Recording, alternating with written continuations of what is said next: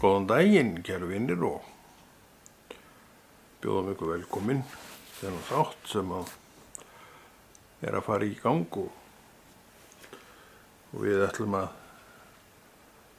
hafa hann undir heitinu ferðarsaga. Þannig var að hér á árum áður og eftir 1970 fram eftir eitthvað fram á 10. áratuginn eða 9. áratuginn á síðustu öld þá vorum við svolítið að ferðast systkinin og eyddum nokkrum dögum á sumrum í þetta. Hópurinn var yfirleitt í 2 bílum en fyrir kom að bílarnir væru 3. Á þessum árum átti ég nú engan bíl en eins og við höfum talað um hér að þá var ekkert óalgengt að menn leigðu bílaleigubíla í svona ferðir og semdu við bílaleigurnar eitthvað gjald held ég sem þeir voru tilbúnir til þess að láta fólk borga fyrir afnotin af bílnum. Þetta kom ágætlega út en auðvitað þurftum við að borga bensín og allt saman það, en þetta voru oft alveg splunkunýir bílar. Ég man eftir því að ég held að það hefði verið 76 að þá var einhverju fyrr ákveðið að fara í ferð. Við fórum vanalega í júlí. Það var svona tíminn sem að vinnandi maður og kona vildu taka sér sumarfrí. Það var ekkert óalgengt að Íslendingar tækju sér sumarfrí í júlí. Það var svona eiginlega sumarfrísmánuðurinn hjá Obba Íslendinga. Og það var ekkert neitt, það breyttist ekkert þar þá. Og ég var þó á sjó á kaupskipi og ég sem sagt tek mig frí í júlí til þess að meðal annars að fara í þetta ferðalag sem að ákveðið var að gera. En þannig háttaði til að skipið kom ekki í land fyrir daginn eftir að menn fóru í sitt ferðalag, þannig að ég kom bara þá daginn eftir ásamt því fólki sem að ég var með og var þá búinn að útvega mér bílaleigubíl af gerðinni Cortina sem við munum að voru enskir bílar, svo sem ágætis bílar en ekkert meira en það, en þessi var alveg nýr, þannig að það er alltaf munur að keyra nýjan bíl. Veðrið manni var ekkert sérstakt, rigning og rok, og þegar við leggjum í hann og þá talaði það að þetta fólk yrði á Kirkjubæjarklaustri. Það er hægra megin þegar þú kemur að Kirkjubæjarklaustri og áður en þú ferði við brúna þangað sem þú beygir svo til vinstri til inn á Kirkjubæjarklaustur. En sem sagt áður en þú komst að þessari brú þá beygðurðu til hægri og þar sem sagt var fólkið að bíða eftir mér en var víst að farið að lengja eftir kauða því að hann var ekkert að láta sjá sig og sagði svo mér einn þegar þeir voru að skima eftir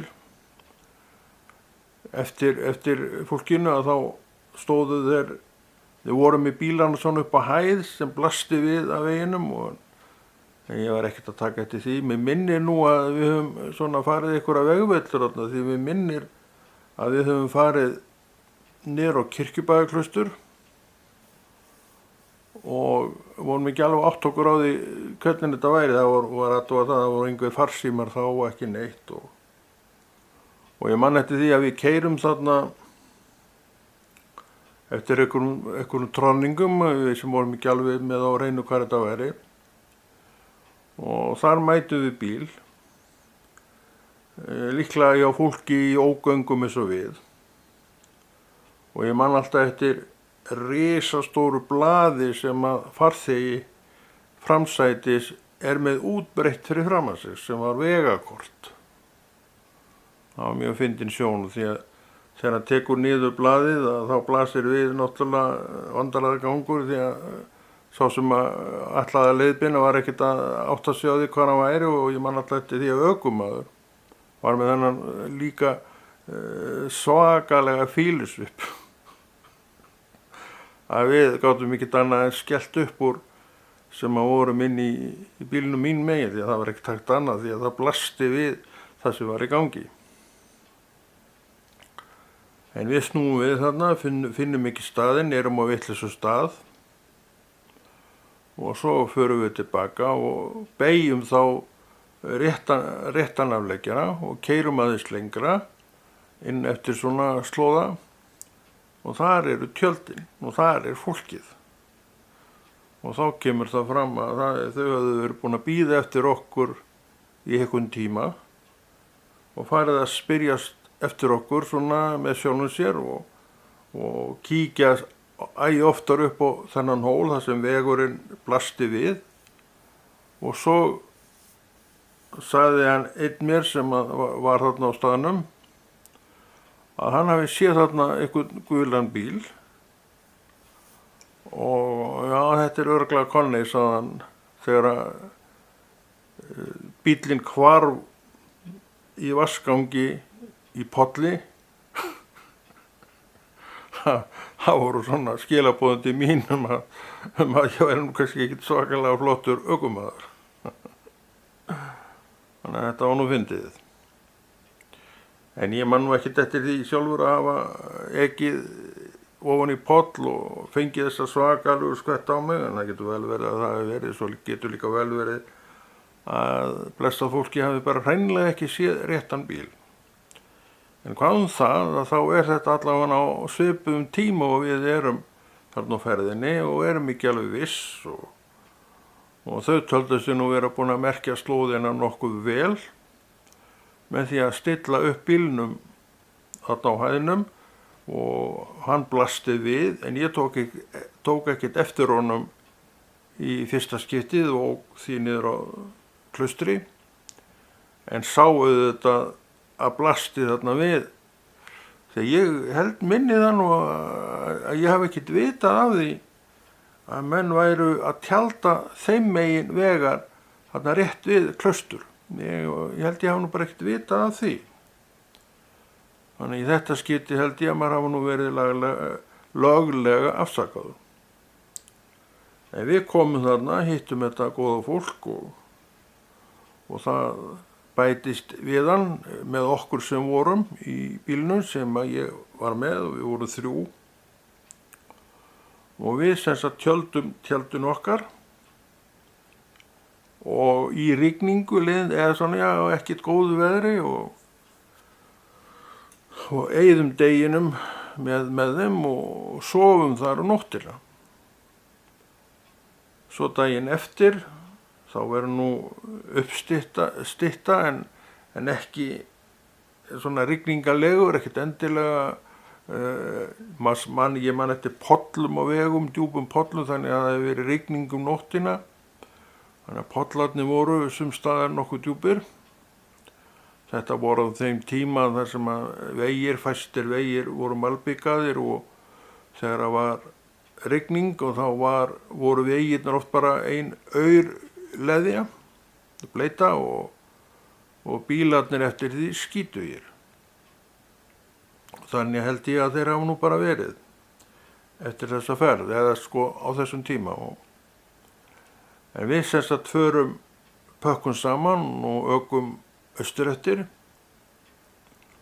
og ég man ekki hvort við ókum alla leið frá Kirkjubæjarklaustri yfir til Atlavíkur. Jú, ég held að það hafi örugglega verið. Við Við tókum svona langa spotta og svo tjölduðum við þar og vorum nokkra daga á hverjum stað, en keyrðum kannski aðeins lengur og vorum nokkra daga á hverjum stað og við vorum í Atlavík, man ég, í nokkra daga og í glampandi sólskinni og steikjandi hita þar og gátum verið bara strípuð þannig séð á sundskýlunum eða já, í sólböðum og ég veit ekki hvað og þetta var nýtt og þetta voru ágætis tímar. En það getur verið að við höfum ég held að við höfum nú frá Klaustri og þarna einhver staði fyrir austan á einhverjum svona afveiknum stað og verið þar allavega yfir nótt, kannski 2 nætur. Áður en við förum yfir til Atlavíkur sem í Hallormsstaðaskógi, eins og við vitum. En þó að veðrið hafi verið eins og það var þegar við fórum af stað og þetta var eitthvað 12 daga túr, þetta ferðalag. Það var ekkert óalgengt að menn gerðu þetta á þessum tíma. Tækju nokkra daga en utanlandsferðir voru ekkert inn í myndinni. Þannig séð hjá svona obba landsmanna. En þær aftur á móti tóku yfir utanlandsferðirnar og eru ennþá með yfirhöndina yfir okkur Íslendinga að ferðast innanlands. En þó menn færu í svona innanlandsferðir, þá samt búnaðurinn allt annar. Á þessum árum eru bara tjöld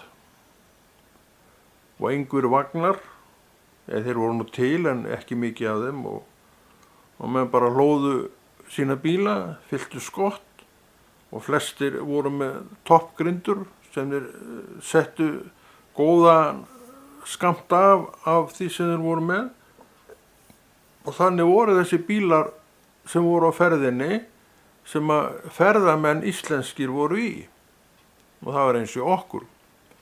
Held nú reyndar að við höfum ekki verið með toppgrind á bílaleigubílnum en það getur vel verið, ég maður að manna það ekki. En við vorum allavega 3 þannig að okkur hefur fyllt farangur þó 3 manna sem að þegar verið að fara í svona ferðir þá þarf alltaf einhvað talsvert af farangri og við sluppum ekki til það. En við sem sagt, við áðum þarna, líklega alveg pottþétt á einhverjum öðrum stað áður við komum yfir til Atlavíkur, hvar nákvæmlega man ég ekki.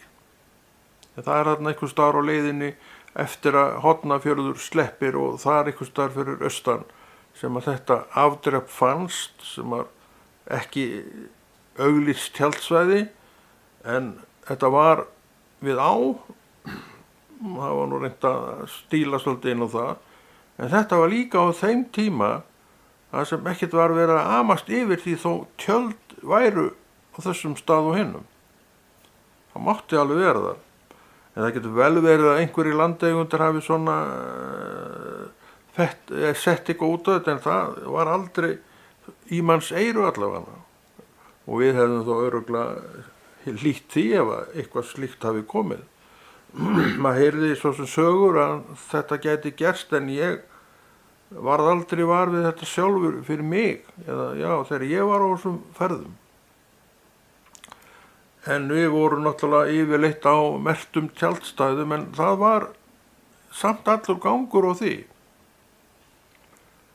En í við erum þarna sem sagt í nóttina og þarna var rennandi á og stutt að fara til að sækja sér vatn, þessar ár flestar á Íslandi sem renna svona liðast landi, þær voru yfirleitt með drykkjarhæfu vatni og bara fínasta vatni. Þannig að við búum svo vel Íslendingarnir að þessu leyti allavega.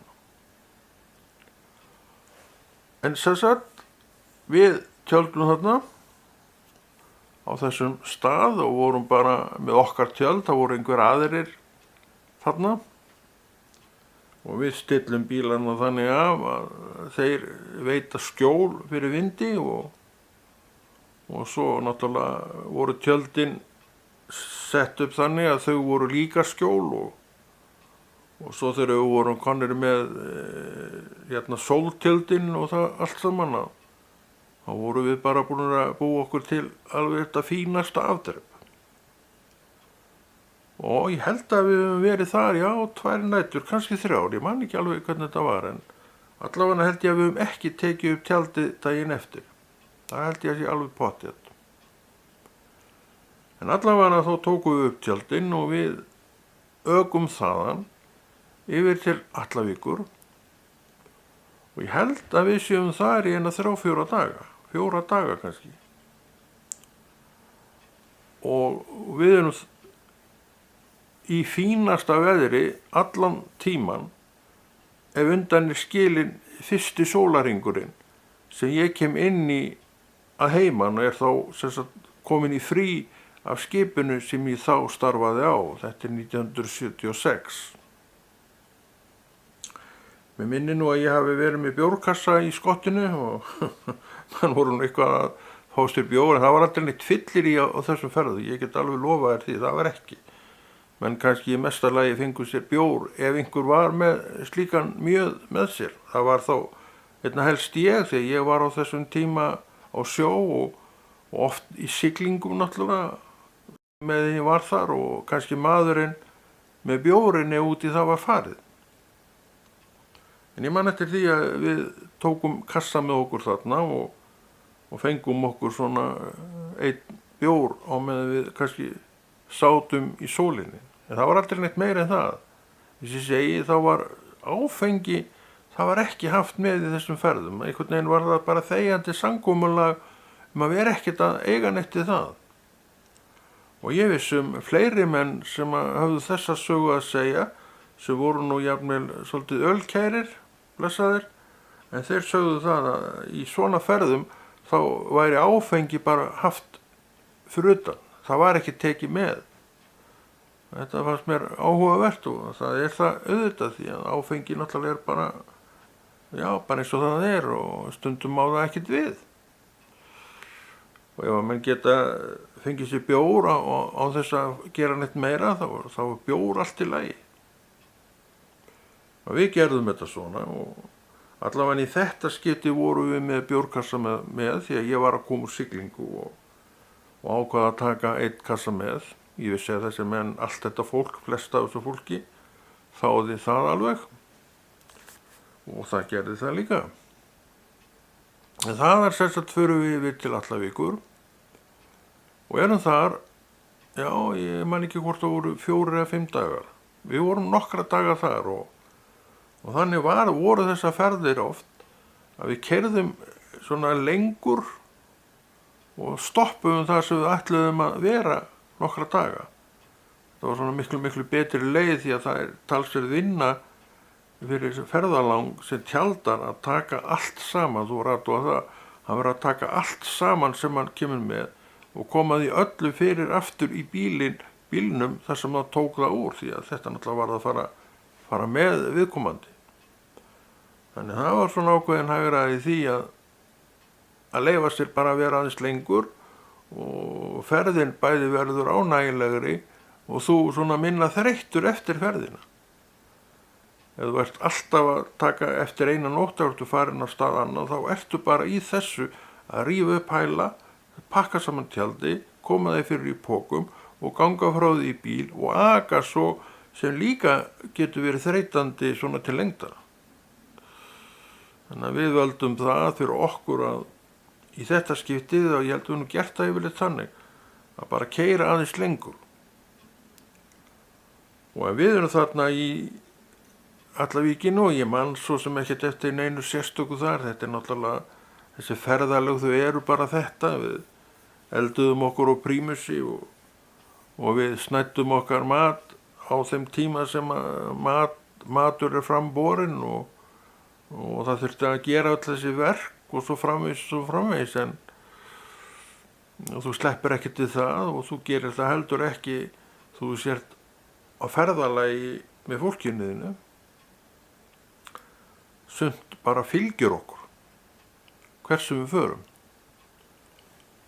og við sem sagt förum áfram, pökkum saman eftir þess að 3, 4 eða 5 daga, ég man ekki hvort var, þá vaðið á hælana og þeim kift upp og stöngum líka og öllu pakka saman það sem á að vera og tjöldum og svefnpókum og öllu dýnum og ég veit ekki hvað og þá var þetta öllu saman pakkað inn í bílinn og við fórum þaðan yfir til Lauga, þarna einhvers staðar við Húsavík. Við fórum reyndar ekki inn á Húsavík, en Laugar eru þarna einhvers staðar leiðin, ég man nú ekkert hvað þetta þannig séð og við erum þar 1 eða 2 daga, bara á stað sem var ekki tjaldstæði, en bara fallegur staður, vinalegur staður, svona við hlíð sem gaf skjól í allavega 3 áttir og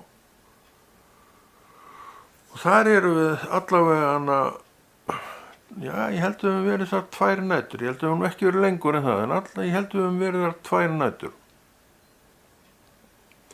Og þá ferðin svona á enda bara, svona farið að líða að því að menn svona þurfum nú að fara að koma sér heim. En þá eru liðnir einhverjir 12 dagar frá því að þessi ferð hófst. 12 dagar hjá okkur og 13 dagar þá hjá hinu, því að þau fóru deginum á undan að í þetta skipti vegna aðstæðna hjá mér, því að skipið kom ekki heim eins og ég sagði, fyrir en daginn eftir ákveðið var að fara í þessa ferð. Og það var allt í lagi með það, við erum bara að græja okkur þegar ég kom og það gekk allt saman vel. Það var smá svona tafi fyrst, því að maður var ekkert að átta sig á því hvað þetta væri. Og þá skeði það með þennan blessaða mann sem var með stórt vegabréf fyrir framan sig og vílusvipurinn svoleiðis á bílstjóra, það gleymist ekki. Þetta skelltu allir í bílnum upp úr við það sem það sá. Því að maðurinn með kortið, hann var ekkert að skilja kortið. Hann fór bara með kortinu í tóma vitleysu með allt liðið. Þetta gerist á bestu bæjum.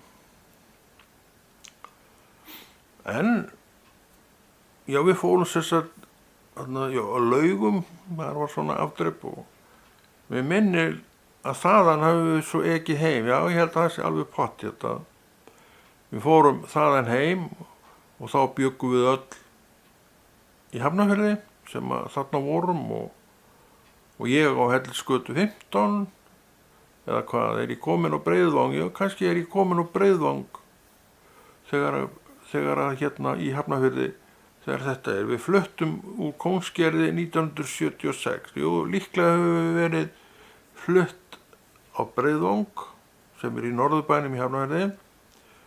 Við fengum það leigt í blokk sem eitthvað 5 herbergja íbúð og fínasta íbúð og allt saman það og voru þar í nokkur ár.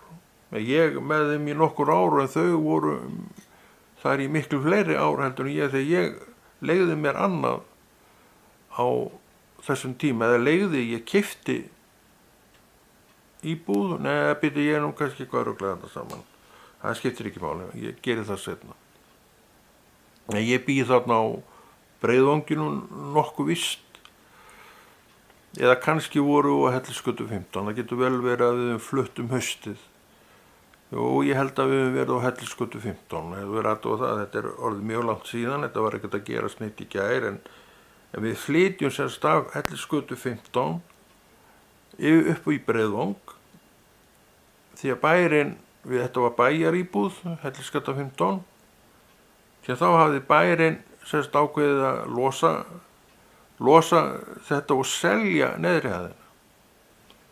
Og neðri hæðina kaupir kona sem síðan rekur þarna barnaheimili og hún rak þetta barnaheimili í áratugi. En það ekki lengur rekið sem barnaheimili, ég held að sé bara búið þarna eins og var og Hellisgata 15 á þessum tíma var sett girðing frá hurðinni inn í neðri hæðina og yfir í bílskúrin sem var þarna tilyrði næsta húsi. Og ég held að það sé líka farið. Þegar þetta var selt og hætt að vera með barnaheimilið, þá held ég að girðingin hafi verið fjarlægð, en það var hún bara fyrir börnin til þess að þau væri hægt að hafa einhvern heimil á þeim. En svona endaði nú þessi ferð. Þetta var mjög eftirminnilega ferð og skemmtileg ferð og með góðu fólki og góðar minningar og allt saman það. En við vorum á 3 bílum og ég á bílalögubíl af gerðinni Cortinu, nýr bíl, 76 módel af Cortinu og þetta var, eins og við vorum líka að tala þá var þetta ekkert óalgengt að þetta væri gert. Að menn tæki sér bara bílalögubíl í svona ferðir. Ég gerði þetta í nokkur skipti og maður réð alveg vel við það. Mér fannst þetta ekkert vera neitt rosalega dýrt, en þetta náttúrulega kostaði þetta. Ekkert þannig að maður væri neitt að velta því fyrir sér hvort maður ætti að gera þetta eða hvort maður ætti ekki að gera þetta. Þetta allavega fór vel og bíllinn náttúrulega nýr og þú þurftir ekkert að hafa neinar áhyggjur af einu ef þetta bilaði þá var það í raun ekkert þitt mál, nema þú bara værir klaufi og keyrðir eins og fantur. Ég nú ekki sómaður. Þetta eru góðar minningar og þetta einn túrinn sem var farinn 1976 og þetta var árlegt hjá okkur fram yfir 80, en hætti þá. En þá líka þetta farið að breytast og menn svona bara farnir að huga að öðru heldur en þessari leið til ferðalaga. Svo náttúrulega yngistu það ekki heldur eldustum og förum að líta á þetta öðrum augum heldur var kannski með við vorum yngri. En fólkið ferðast, en núna svona eiginlega alveg til útlanda eða að ferðast. Það ekki mikið það að menn taki sig til og upp og fari í svona ferðir eins og við vorum að gera í nokkur ár og fannst bara ljómandi gott og gaman. Það ekki mikið þetta. Það orðið svo margt breytt. Það orðið svo margt til. Þú þarft helst að eiga þetta og hitt ef þú ætlar að fara. En á þessum árum þá var bara, farðu bara ef þú vilt fara. Ferðin bæði verður ánægilegri og þú svona minna þreyttur eftir ferðina. Ef þú ert alltaf að taka eftir eina nótt og ertu farin á stað annað, þá ertu bara í þessu að rífa upp hæla, pakka saman tjaldi, koma þeir fyrir í pokum og ganga frá því í bíl og aka svo sem líka getur verið þreytandi svona til lengdar. Þannig að við völdum það fyrir okkur að í þetta skiptið, og ég held við nú gert það yfirleitt þannig, að bara keyra aðeins lengur. Og við erum þarna í Allavíkinu og ég man svo sem ekkert eftir neinu sérstöku þar. Þetta náttúrulega, þessi ferðalög þau eru bara þetta. Við elduðum okkur á prímusi og við snæddum okkar mat á þeim tíma sem matur framborinn og það þurfti að gera öll þessi verk og svo framvegis en þú sleppir ekkert við það og þú gerir það heldur ekki þú sért á ferðalagi með fólkinu þínu. Sumt bara fylgir okkur hversu við förum og við sem sagt förum áfram, pökkum saman eftir þess að 3, 4 eða 5 daga, ég man ekki hvort var, þá vaðið á hælana og þeim kift upp og stöngum líka og öllu pakka saman það sem á að vera og tjöldum og svefnpókum og öllu dýnum og ég veit ekki hvað og þá var þetta öllu saman pakkað inn í bílinn og við fórum þaðan yfir til Lauga, þarna einhvers staðar við Húsavík. Við fórum reyndar ekki inn á Húsavík, en Laugar eru þarna einhvers staðar leið, en ég man nú ekkert hvað þetta er þannig séð og við erum þar 1 eða 2 daga, bara á stað sem var ekki tjaldstæði, en bara fallegur staður, vinalegur staður, svona við hlíð sem gaf skjól í allavega 3 áttir Og þar eru við allavega já, ég held við höfum verið þar 2 nætur, ég held við höfum ekki verið lengur en það, en ég held við höfum verið þar 2 nætur. Og þá ferðin svona á enda bara, svona farið að líða að því að menn svona þurfum nú að fara að koma sér heim. En þá eru liðnir einhverjir 12 dagar frá því að þessi ferð hófst. 12 dagar hjá okkur og 13 dagar þá hjá hinu, því að þau fóru deginum á undan að þessu, í þetta skipti vegna aðstæðna hjá mér, því að skipið kom ekki heim eins og ég sagði, fyrir en daginn eftir ákveðið var að fara í þessa ferð. Og það var allt í lagi með það, við erum bara að græja okkur þegar ég kom og það gekk allt saman vel. Það var smá svona tafi fyrst, því að maður var ekkert að átta sig á því hvað þetta væri.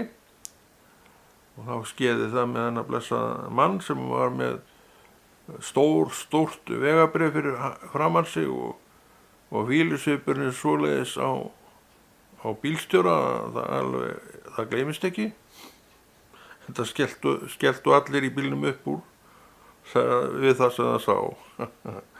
Því að maðurinn með kortið, hann var ekkert að skilja kortið. Hann fór bara með kortinu í tóma vitleysu með allt liðið. Þetta gerist á bestu bæjum. En, já, við fórum sérstaklega á Laugum, það var svona afdrepp og við minnir að þaðan hafum við svo ekki heim. Já, ég held að það sé alveg pottþétt að við fórum þaðan heim og þá bjöggum við öll í Hafnarfirði sem að þarna vorum og ég á Hellisgötu 15. En svona endaði nú þessi ferð, þetta var mjög eftirminnilega ferð og skemmtileg ferð og með góðu fólki og góðar minningar og allt saman það. En við vorum á 3 bílum og ég á bílaleigubíl af gerðinni Cortinu, nýr bíl, 76 módelið af Cortinu og þetta var, eins og við vorum líka að tala um, þá var þetta ekkert óalgengt að þetta væri gert. Að menn tæki sér bara bílaleigubíl í svona ferðir. Ég gerði þetta í nokkur skipti og maður réð alveg vel við það. Mér fannst þetta ekkert vera neitt rosalega dýrt, en þetta náttúrulega kostaði þetta. En ekkert þannig að maður væri neitt að velta því fyrir sér hvort maður ætti að gera þetta eða hvort maður ætti ekki að gera þetta. Þetta allavega fór vel og bíllinn náttúrulega nýr og þú þurftir ekkert að hafa neinar áhyggjur af einu ef þetta bilaði þá var það í raun ekkert þitt mál, nema þú bara værir klaufi og keyrðir eins og fantur. Ég nú ekki sómaður. Þetta eru góðar minningar og þetta einn túrinn sem var farinn 1976 og þetta var árlegt hjá okkur fram yfir 80, en hætti þá. En þá líka þetta farið að breytast og menn svona bara farnir að huga að öðru heldur en þessari leið til ferðalaga. Svo náttúrulega yngjustu það ekki heldur eldustum og förum að líta á þetta öðrum augum heldur en var kannski með við vorum yngri. En fólkið ferðast, en núna svona eiginlega alveg til útlanda ef það að ferðast. Það ekki mikið það að menn taki sig til og upp og fari í svona ferðir eins og við vorum að gera í nokkur ár og fannst bara ljómandi gott og gaman. Það ekki mikið þetta, það orðið svo margt breytt. Það orðið svo margt til, þú þarft helst að eiga þetta og hitt ef þú ætlar að fara, en á þessum árum þá var bara, farðu bara ef þú vilt fara. Já, kæru vinir, engum blandast hugur það lengur að margt hefur breyst í ferðamálum Íslendinga og fá séð að menn séð að spenna upp tjöld og það úr myndinni að menn séð með farangur upp á toppgrindum.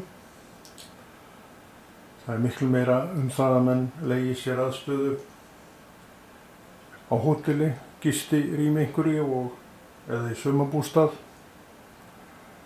og svo hafa skilyrði öll skánað til mikilla muna.